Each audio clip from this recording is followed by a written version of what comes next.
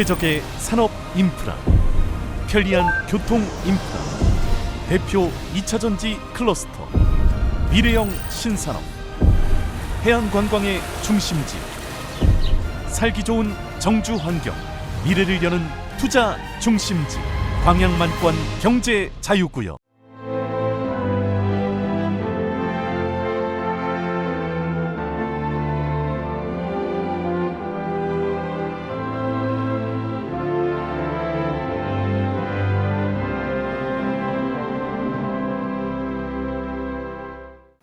오늘 그때 시편 126편 말씀은 이제 두 부분으로 되어 있습니다. 1절부터 3절까지, 그리고 4절부터 6절까지 이렇게 나눠져 있는데, 1절부터 3절 말씀은 보신 대로 이스라엘 백성들이 바벨론의 포로로 갔다가 70년 만에 돌아왔습니다. 하나님께서 포로사를 끝내고 돌아오게 하신 거죠. 그러니까 그것이 너무너무 기뻤다는 겁니다. 하나님께서 우리에게 이런 일을 행하여 주셨다고.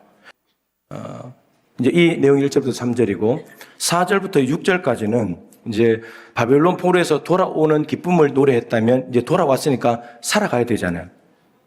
가나안 땅에서 살아가야 되는데, 문제가 뭐냐면 바벨론이 다 짓밟아 버렸잖아요. 사는 집이 무너지고 농사 짓는 땅이 다 황폐하게 되고 과목이 다 불태워지고 이런 상황이 됐으니까, 이게 돌아왔는데 어떻게 살아가야 될 것인가?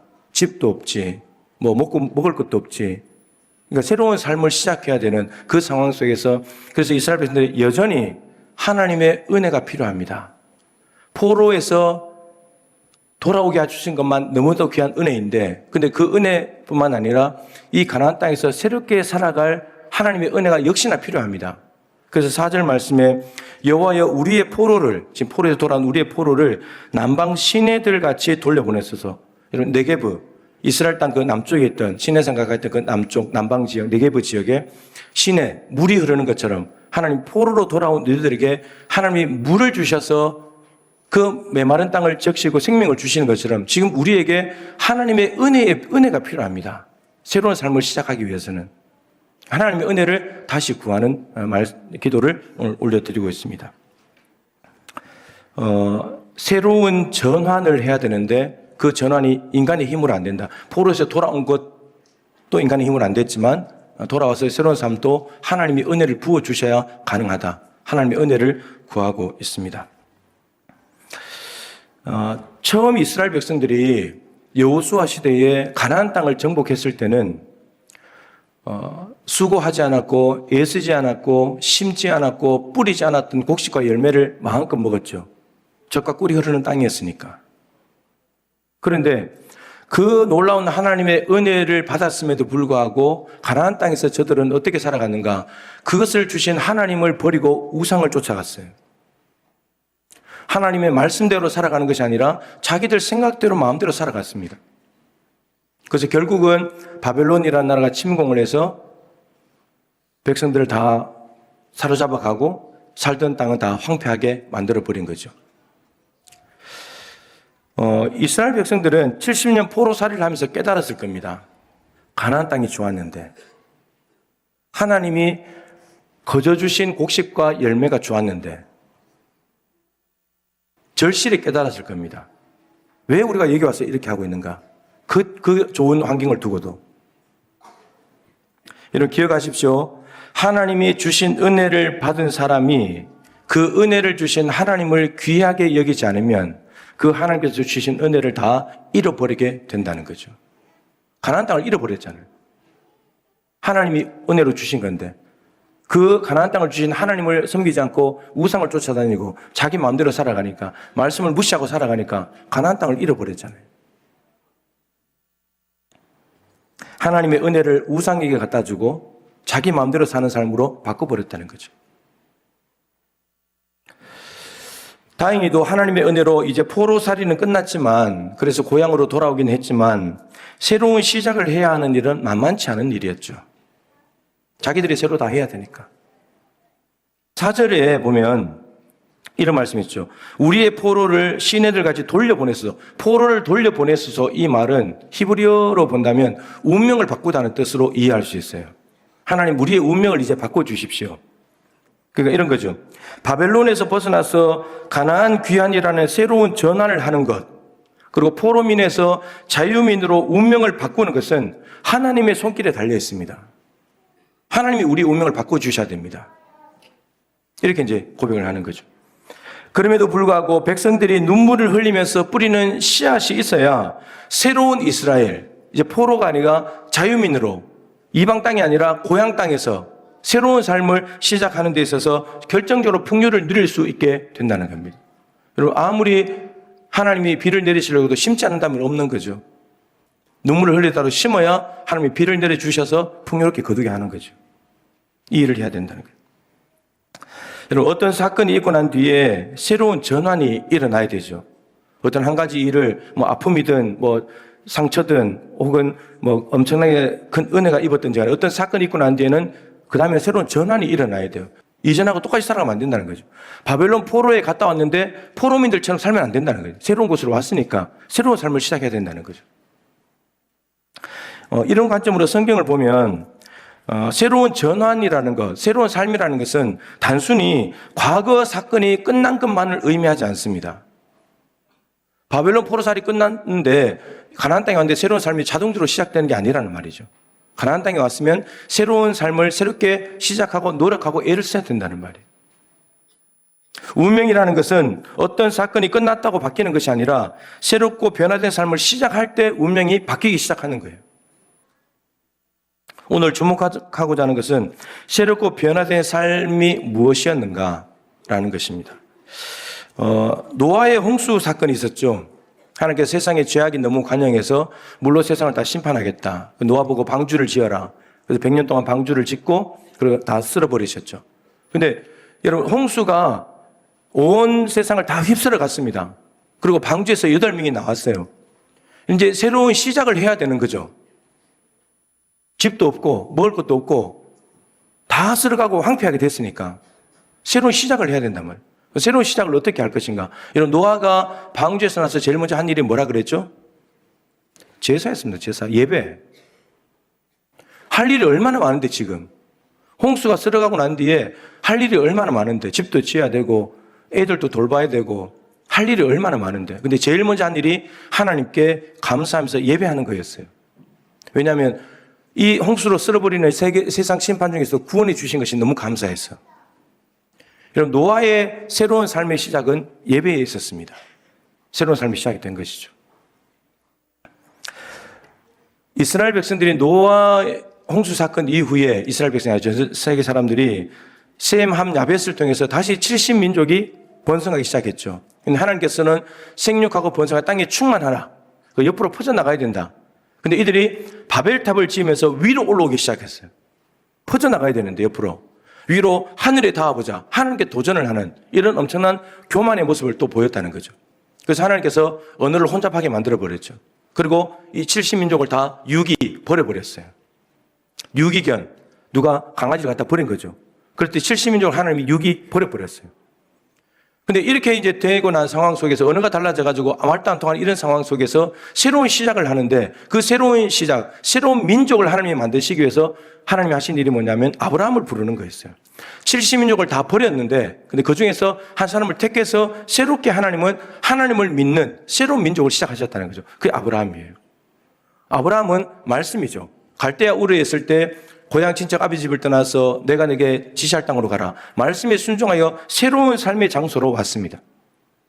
아버지, 엄마, 형제들 사는 그런 혈연 공동체를 떠나서 하나님을 믿는 새로운 민족을 만들어냈었기 때문에 그곳에서 혈연 가족이 아니라 새로운 창조를 위해서 탈출을 한 거죠. 아브라함이 말씀을 따라감으로 인해서 가나안 땅에서 하나님의 민족이, 백성이 새롭게 시작이 되었습니다. 말씀이었습니다.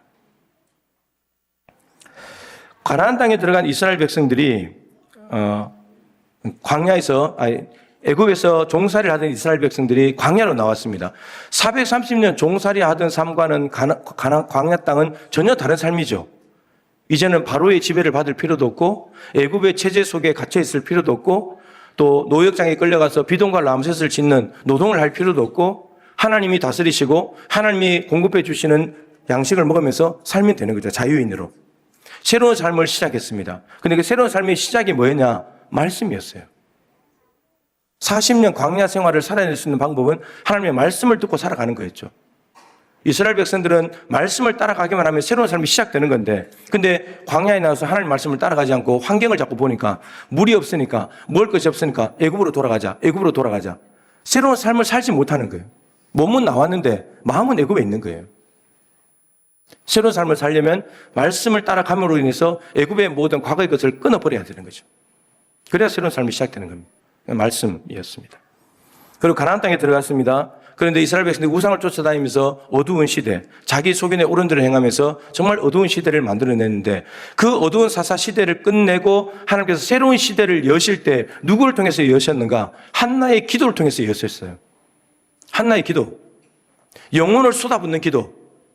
그걸 통해서 사무엘이 태어났고, 사무엘이 나는 너희를 위해서 기도하기를 쉬는 죄를 여호와께 결단코 범하지 않겠다. 사무엘의 쉬지 않는 기도를 통해서 이스라엘은 유지가 되기 시작했죠. 기도였습니다. 어두운 사사 시대를 끝내고 새로운 하나님의 시대가 열리는 것이 기도에 있었다. 기도가 새로운 시대를 열었다는 거죠. 부활하신, 좀 뛰어넘어서 부활하신 예수님께서 승천하셨습니다. 이제 제자들은 자기들 힘으로 살아가야 돼요. 예수님이 가셔버렸기 때문에. 근데 이 제자들이 살아가야 될 새로운 시대가 열리는 거죠. 예수님이 오신 것도 새로운 시대지만 가시고 난 뒤에도 새로운 시대가 열리는데, 이 새로운 시대를 어떻게 살아갈 것인가? 성령의 임재와 능력으로 새로운 시대가 열렸어요. 그런데 그렇게 하기 위해서 더불어 마음을 같이 하여 힘써 기도하던, 기도로 심은 결과로 성령이 오신 거죠. 기도가 있었습니다. 성령의 임재와 능력이 있었기 때문에 성령 시대가 열렸고 교회 시대가 열리게 된 거죠. 과거에서 벗어나서 새로운 삶으로 전환하는 것, 운명을 바꾸는 시작 지점에는 예배, 말씀, 기도, 성령이 있었습니다. 교회 본질이죠. 여러분, 무슨 프로그램이 있었거나 무슨 거대한 사업이 있었던 게 아니에요. 예배, 말씀, 기도, 이게 전부였어요. 제가 온 지가 8월달 지나면 이제 만 14년이 지나가는데, 처음 12년도에 와서 제가 4년 동안 뭘 했는지 기억하세요? 4년 동안. 저 공포를 했잖아요. 처음에는 이렇게 공부했죠. 예배, 말씀, 기도만 3년 동안 하겠습니다. 아무것도 안 하겠습니다.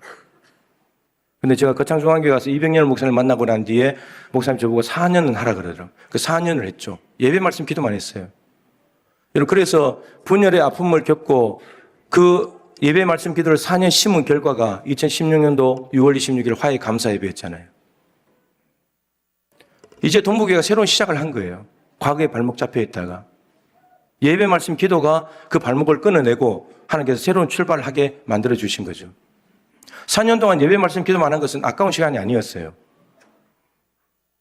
하나님께서 우리의 마음을 새롭게 하고 과거를 벗어나서 앞으로 달려가야 될 길이 있기 때문에, 해야 될 일이 있으니까 뒤로 돌아보지 말고 앞으로 보고 가게 만드시는 하나님의 작업이었죠. 예배, 말씀, 기도. 성경에도 예배, 말씀, 기도가 새로운 시작을 하게 만드는 원동력이고 힘이에요. 본질이 과거를 청산하고 새로운 전환을 위한 생명이고 운명을 바꾸는 능력입니다. 비본질을 가지고서는 새로운 전환을 할 수도 없고 운명을 바꿀 수도 없어요. 본질로 돌아가야 됩니다. 아까 말한 대로 보혈로 돌아가야 돼요. 보혈로. 예배, 말씀, 기도로 돌아가야 됩니다. 우리가 지금 제일 힘써야 될 부분이 뭐냐면 예배, 말씀, 기도라는 거예요. 예배, 말씀, 기도. 오늘 설교 제목은 진리 중에 진리죠. 심은 대로 심어야 거둔다. 심은 대로 거둔다. 이건 진리예요. 변하지 않는 진리입니다. 심지 않고 거두는 일은 없어요. 심는 게 재밌어요? 거두는 게 재밌어요? 거두는 게 재밌죠. 심는 것은 힘들어요. 땀 흘려야 되고 땡볕에 나가서 일해야 되고. 근데 심어야지 거두잖아요. 심지 않으면 거둘 게 없어요. 많이 심으면 많이 거두고 적게 심으면 적게 거두겠죠. 여러분, 예배, 말씀, 기도는 아무리 심고 뿌려도 부작용이 없어요. 그래서 여러분, 울더라도 뿌려야 합니다. 눈물을 흘리더라도 심어야 돼요. 그래야 거두니까. 사실 눈물을 흘리는 정도가 아니라 목숨 걸고라도 심고 뿌려야 됩니다.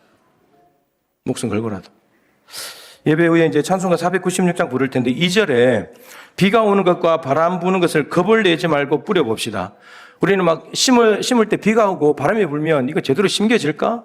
막 겁을 내잖아요. 이거 잘 돼야 될 텐데 수고는 하는데 안 돼버리면 낙심하게 되니까 힘만 빠지니까. 근데 그렇게 겁을 내는데 그러더라도 뿌려봅시다. 이 일을 맞춰놓고 곡식 거둘 때는 기쁨으로 단을 거두게 될 거라고. 3절은 이렇게 되어 있습니다. 씨를 뿌릴 때에 나지 아니할까 염려하며 심히 애탈지라도 분명히 뿌렸는데 이거 잘 자랄까 이거? 왜 이렇게 안 변하지 사람이? 우리 아이들이 왜 이렇게 안 변하지? 우리 남편이 왜 이렇게 안 변하지? 내가 열심히 가서 기도하는데 우리 자녀들이 왜 이렇게 똑같을까? 열매가 정말 맺히긴 할까? 이런 생각에 애가 타지만 하나님께서 칭찬하시는 것은 뭐냐면 나중 예수께서 칭찬하시느니 여러분 그런 마음이 들지라도 심는 것을 두고 하나님은 칭찬하신대요. 여러분 겁을 내고 이거 잘 될까? 안 될 것 같은데 애타하는 마음으로 안 심어버리면 하나님이 칭찬하지 않는다는 거예요. 심어야 칭찬한다는 거예요. 심어야. 여러분 그리고 거두는 것은 하나님의 몫이에요. 심는 것은 우리의 몫이고 거두는 것은 하나님의 책임이에요. 우리가 심어야 여러분 거둘 거 아니에요. 울며 씨를 뿌리더라도 뿌리는 거 우리가 해야 될 거고 하나님이 비를 내리시는 건 하나님이 하실 일이고. 그래서 여러분 씨앗을 심을 때 환경이나 밭이나 이런 걸 보면 낙심할 수 있어요. 희망이 떨어질 수 있죠. 근데 하나님을 보자는 거예요. 하나님을.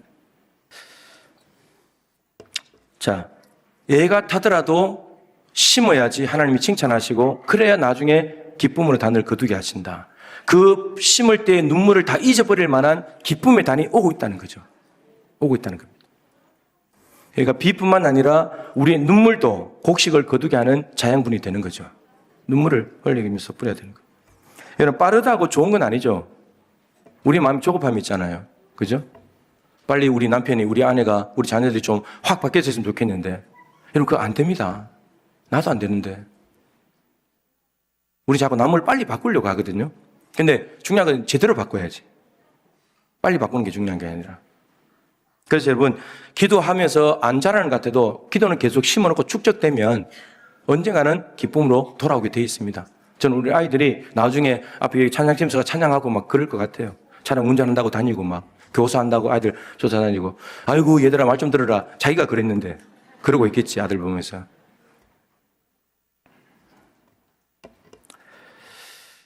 (77주년을) 맞이한 우리 교회가 가까이는 80주년 이제 올해 정책단에서 80주년 준비위원회를 만들 겁니다. 왜냐하면 2년밖에 안 남았으니까 2029년도인데 올해 조직해놔야 내년 2년 준비해가지고 80주년 3년째 시작이 되니까 2년밖에 사실 준비할 시간이 없어서 준비위원회를 만들 거예요. 가까이는 80주년, 멀리는 100주년. 이런 새로운 전환을 맞이해야 되는 그런 시기들이잖아요. 그래서 전환하기 위해서는 우리가 무엇을 해야 되냐? 교회의 본질인 예배에 생명을 걸어야 돼요. 여러분 예배에 한 날만 빠져보세요. 영혼이 황폐하게 됩니다. 영혼이 피폐해져요. 세상 것들로 완전히 찌들어가지고 거기에 사로잡혀서 종노릇하며 살아요. 예배를 생명같이 여겨야 돼요. 말씀 읽고 듣고 묵상하고 자꾸 말씀을 가까이 해야 돼요. 핸드폰부터 펴지 말고 성경책부터 펴고 성경 읽고 묵상하고 암송하고. 그럼 일주일에 어제 제가 잠깐 유튜브 보니까 일주일에 이제 조그만 쇼츠 영상이라 앞뒤 맥락이 좀 전체적으로 이해가 잘 안 돼. 어떤 분이 실험을 했나 봐요. 일주일 동안에 말씀을 며칠을 보고 시작했는가. 그래서 일주일 중에 하루를 말씀을 보고 시작한 사람, 이틀을 보고 시작한 사람, 3일을 말씀을 보고 시작한 사람을 삶을 점검을 했더니 일주일에 하루 성경 읽고 시작한 사람은 삶에 아무런 변화도 없어요. 이틀 성경 보고 살아간 사람은 약간 미미한 변화가 있을까 말까 하는.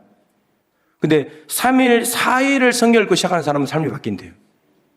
일주일에 3일이나 4일 정도 성경을 먼저 보고 하루를 시작하는 사람은 삶이 바뀐다는 거예요. 여러분들 일주일에 성경 며칠 읽어요? 며칠 읽어요? 기억이 안 날 정도로 안 읽어요? 그러니까 여러분 성경 안 읽고 살면 새로운 삶이 시작이 될 수가 없다니까요. 늘 똑같은 삶이에요. 교회는 다니는데 늘 똑같은 삶밖에 안 되는 거예요. 말씀을 읽고 말씀대로 살아보려고 몸부림치고 이렇게 해야 내 삶이 조금이라도 바뀌어져 가는 거죠. 예수님께서 그러셨잖아요. 십자가를 지고 갈 때 여자들이 따라오면서 우니까 나를 위해서 울지 마라. 내가 십자가에 죽는다고 불쌍해서 우냐? 나를 위해 울지 마라. 너희와 너희 자녀를 위해서 울어라. 왜냐하면 예수님은 인자는 성경에 기록된 대로 가는 거예요. 아버지께 정하신 코스대로 가는 거예요, 지금 십자가로. 근데 너희들 지금 그 코스로 가는 게 아니잖아. 나를 믿고 내가 전한 메시지를 듣고 천국으로 가야 돼. 너희들이 다른 길로 가고 있잖아. 나는 제대로 된 길을 가고 있는데, 너희들 지옥으로 가고 있는데 그 길로 해서 돌아오도록 기도를 해야지. 평화의 왕 나를 죽이고 너희들은 무슨 평화를 원하냐? 구원받겠다면서 나를 십자가에 내몰아서 죽이고 너희들은 무슨 구원을 받겠다고? 나를 위해 울지 말라고. 너희와 너희 자녀를 위해서 나를 안 믿고 내 말을 거부하다가 예루살렘성이 멸망하고 지옥 가는 걸 그걸 위해서 울어야지. 우리의 눈물이 달라져야 돼요. 눈물이. 성경 못 나온다고 좀 울고, 공부 못한다고 울고, 학원 안 간다고 울고, 그런 눈물을 이제 멈추세요. 우리 아이가 예수를 잘 안 믿는 것 때문에, 우리 가족이 예수를 제대로 안 믿는 것 때문에 울어야 된단 말이에요. 눈물을 거기다 심어야지. 눈물을.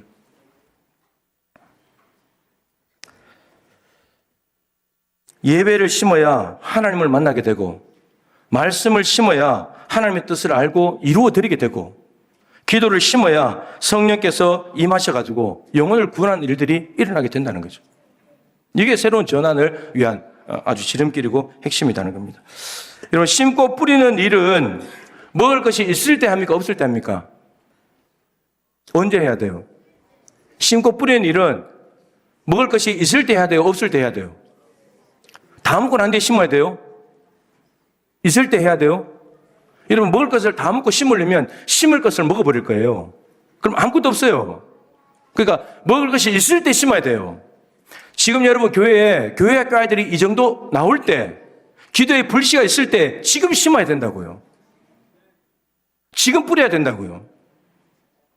아이들 다 없어지고 교회학교 다 없어지고 50% 이상 교회학교가 한국 교회에 없는데 그런 교회가 되었을 때 그때 심으려고 했어요. 지금 교회학교 없어져가지고 심어서 다시 나는 교회들 거의 없어요. 불가능해요. 불가능합니다. 지금 아이들이 있다고 해서 만족할 것이 아니라 감사할 건 감사해야 되겠지만 이 정도면 됐지 뭐. 이게 아니에요. 주저앉으면 안 되는 거예요. 지금 심어야 되는 거예요. 있을 때. 그러니까 있을 때, 심을 것이 있을 때 지금 심고 뿌려야 된다. 여러분들 나이가 더 들면 심고 뿌리는 일을 하기 힘들어요. 지금 조금만 더 힘이 있을 때 한 번에 더 예배하고 한 번에 더 말씀 심고 한 번에 더 기도하고 이렇게 심어야 우리 다음 세대, 여러분 10년 뒤 20년 뒤에 동국이가 더 좋아져야 되잖아요. 지금이 더 좋길 바라세요? 심고 뿌리지 않으면 지금이 좋은 거예요. 심고 뿌리지 않으면. 근데 심고 뿌리면 20년 뒤 30년 뒤가 더 좋은 교회가 되는 거예요. 지금 우리 교회가 힘써야 될 것은 거둘 때가 아니에요. 지금 심을 때입니다. 열심히 심을 때예요. 우리 오늘 눈물로 하늘에 씨앗을 심는다. 눈물로 심어야 돼요. 그래야 그날에 웃을 수 있어요. 웃을 날은 오고 있어요. 우리가 심고 채우는 것만큼 오고 있어요. 가까이. 그날을 사모하게 되는 거죠. 본질, 예배 말씀 기도를 심는 것은 미래의 희망을 심는 거예요. 정말 우리 교회가 20년, 30년 더 좋은 교회가 되기를 바란다면 100주년에 정말 엄청난 교회의 은혜를 원한다면 지금부터 심어야 되는 거죠. 지금 심어야 80주년에 거두고 80주년부터 열심히 심어야 100주년 때 거두는 거예요. 그래서 여러분 올해 70주년을 맞이하면서 심는 일에 더 열심을 내시면 좋겠습니다. 교회의 본질을 심고 또 심고 뿌리고 또 뿌려서 정말 20년 뒤에 더 좋은 교회, 현재보다도 미래가 더 나은 교회 만들어가는 우리 동부가족들 되실 수 있기를 주님의 이름으로 축복합니다.